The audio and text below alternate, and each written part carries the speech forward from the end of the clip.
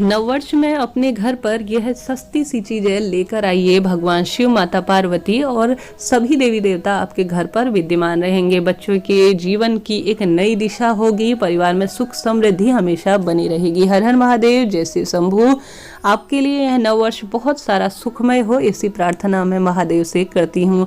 जैसे कि गुरुदेव कहते हैं, शिव मोह पुराण शास्त्रों में भी वर्णन है, जिस घर में यह वस्तुएं होती हैं उस घर में हमेशा भगवान का वास होता है। सुख समृद्धि निरंतर बनी रहती है। लगता है जीवन में रोग लगे रहते हैं, कहीं ना कहीं मानसिक रूप से परेशान रहते हैं, शारीरिक आर्थिक रूप से हमेशा कुछ ना कुछ परेशानियां घेरे ही रहती हैं। तो आवश्यक रूप से घर में इन चीज़ों को लाकर रख दीजिए। देखिएगा एक चमत्कारी प्रभाव हमेशा आपके घर परिवार पर बना रहेगा। जिस तरह से इस ब्रह्मांड में पॉजिटिव और नेगेटिव दोनों एनर्जियां विद्यमान है, तो क्यों ना उन पॉजिटिव एनर्जियों को अपने घर पर रखा जाए और नेगेटिव एनर्जियों को, इन चीज़ों को घर पर लाकर तुरंत निकाल फेंका जाए। तो देखिए सबसे पहले क्या लाना है आपको घर पर। जैसे गुरुदेव कहते हैं, हमेशा वह घर घर नहीं है जिस पर भगवान शिव विराजमान नहीं है, अर्थात उनका स्वरूप शिवलिंग। आवश्यक रूप से आप सभी को नववर्ष के इन प्रथम दिनों में या इस महीने के भीतर ही आवश्यक रूप से अपने घर पर शिवलिंग नहीं है तो जरूर से लाकर रख देना चाहिए। भगवान शिवलिंग किसी भी स्वरूप में हो, उनके पारद शिवलिंग हो, चांदी का शिवलिंग बना हो, सोने का हो, तांबे का हो या धातु का बना किसी भी चीज का हो या पत्थर से बना हुआ, सबका नर्मदेश्वर महादेव कहने का अर्थ है कोई भी उनका स्वरूप हो उसे लाकर अंगूठे के आकार का होना चाहिए, इससे बड़ा ना हो। इस बात का ध्यान रखें। अगर आपके घर पर नहीं है तो इस नववर्ष के प्रथम दिनों में आप लाकर उन्हें विराजमान करें और महादेव से प्रार्थना करें कि हे महादेव, मेरे घर पर आपका अभी तक वास नहीं था, अब मैं आपको ला गई हूँ, आप इनका प्राण प्रतिष्ठित कर सके तो अति उत्तम है। विधि विधान से रोज इनको पूजना शुरू करें।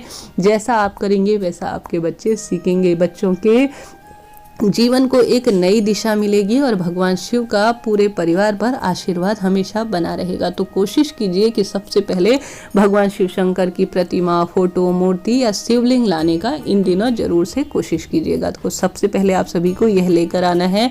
दूसरा है रुद्राक्ष। अगर आपके घर पर रुद्राक्ष नहीं है ना महादेव का, तो तुरंत जैसा भी हो, आपके पास कितने भी मुखी हो, कोई दिक्कत की बात नहीं है, परंतु रुद्राक्ष होना चाहिए। महादेव के अश्रु से बना हुआ यह साक्षात महादेव का स्वरूप है। तो इसको लाकर अपने घर पर, अपने मंदिर में, अगर आप माला जाप करने में बहुत सक्षम हैं तो अति उत्तम है। नहीं तो सामान्य तौर पर रुद्राक्ष का जल भी आप महादेव को शिवलिंग पर समर्पित कर देते हैं और उसके जल का पान करते हैं, अर्थात उसे पीते हैं, पूरे घर में छिड़काव करते हैं, तो स्वयं ही रोगों का नाश हो जाता है। कुछ विशेष करने की आपको आवश्यकता नहीं पड़ेगी। तो आपके घर पर अगर रुद्राक्ष नहीं है तो आज ही मार्केट जाकर बाजार से यह चीजें जरूर से लेकर आइएगा। भगवान प्रतिरूप में आपके घर पर वास करेंगे तो यह चीज जरूर से घर में, मंदिर में होनी ही चाहिए। तो आप सभी को यह लाकर जरूर से रखनी चाहिए। इसके बाद स्थान आता है माता तुलसी का। जरूर से प्रत्येक घर में, अगर नववर्ष में माता तुलसी नहीं है तो जरूर से उस घर में, कहा जाता है यमराज भी प्रवेश नहीं करते जिस घर में माता तुलसी का रोज पूजन होता है और विधि विधान से उनका पूजन किया जाता है। तो आपके घर पर अभी तक माता तुलसी विराजमान नहीं है तो आप सभी अभी के अभी नर्सरी जाइए। हालांकि रविवार है, उस दिन तुलसी माता को स्पर्श नहीं किया जाता, तो आप सोमवार के दिन जरूर से जाकर महादेव, श्री हरि विष्णु की प्रिया तुलसी को जरूर से स्थापित कर लीजिए। इसके बाद स्थान आता है बेलपत्र। नववर्ष के प्रथम दिन प्रत्येक व्यक्ति को पौधारोपण करना चाहिए। महादेव का प्रिय बेलपत्र लगाना चाहिए। घर पर स्थान है तो घर के मुख्य द्वार पर बेलपत्र नहीं लगाया जाता, घर के पीछे साइड जो है आप सभी खुले स्थान पर बेलपत्र लगाएं। जरूर से घर पर बेलपत्र लाकर रोज विधि विधान से पूजन करने से घर के सभी वास्तु दोषों का नाश होता है और सभी मनोकामनाएं स्वयं पूर्ण हो जाती हैं।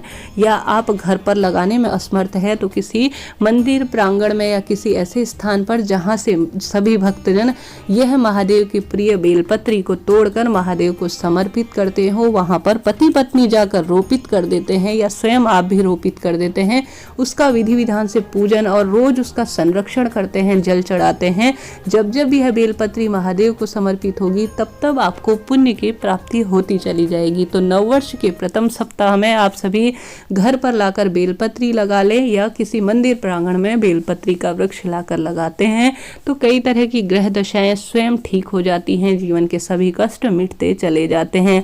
तो यह चीज़ आपके पास नहीं है तो ज़रूर से इसे लाकर घर परिवार पर लगाएं, यह काफ़ी उत्तम माना जाता है। इसके बाद स्थान आता है शमी वृक्ष। शनिदेव की कृपा इससे मिलती है।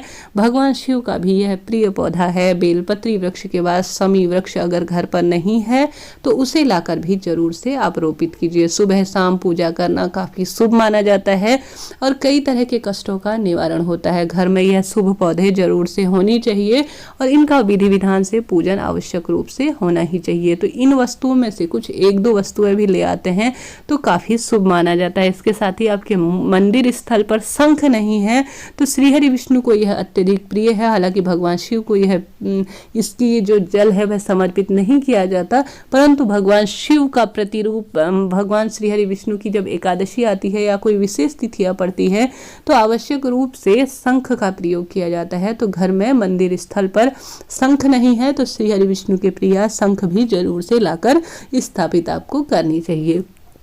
तो इन वस्तुओं में अगर आप एक दो वस्तुएं भी घर पर लाते हैं या इनको जो है आप समर्पित करते हैं, कहीं पर दान करते हैं या कहीं पर स्थापित करते हैं, जैसे वृक्ष इत्यादि मैंने बताया, तो काफ़ी शुभ होता है। कैसी लगी जानकारी बताइएगा जरूर। हर हर महादेव। श्री शिवाय नमस्तुभ्यं।